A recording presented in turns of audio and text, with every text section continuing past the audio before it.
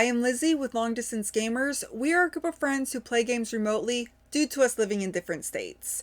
Now we have just finished playing Posthuman Saga, and I just wanted to talk about it while it was still fresh in my mind. This was our first time playing through the expansion Journey Home, and it's actually mostly the same as the base game, with just a small twist of using these cards mainly. Instead of having private objectives that you are working towards and putting tokens down and then being able to claim the victory points with completing them, we have victory points with completing a public objective, and then it continues on to another story sometimes it doesn't, but it's still a really cool twist to a familiar story. With the objectives becoming public, you do have a little bit higher priority on turn order, which makes the broadcast tokens and betting for turn order even more important.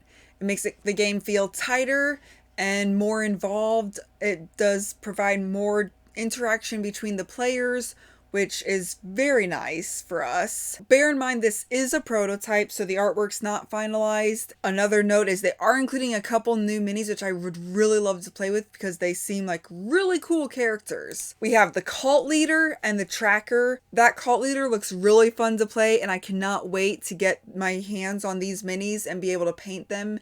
Mighty Boards always has exceptional details in their minis, and I am thrilled by these two new characters. The main difference that Remote Play provided for this was how to set up the sides. Each side has a different setup for the landmark tiles.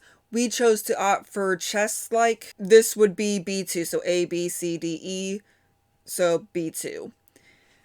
Another option we decided halfway through the game would be to just have stacked them in a pile by the campsite, and then whoever was on the remote side would be like, hey, I've come across a landmark, and then you would just take the top token off and make it a little bit faster setup, which we would prefer. And then also another change with Remote Play where, since these are not very visible, although they would have been a little more visible down there, we just took a picture of them, and then anytime they changed, take another picture.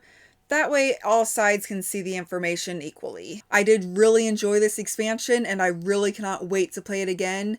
It rates very similar to me as the base game so far.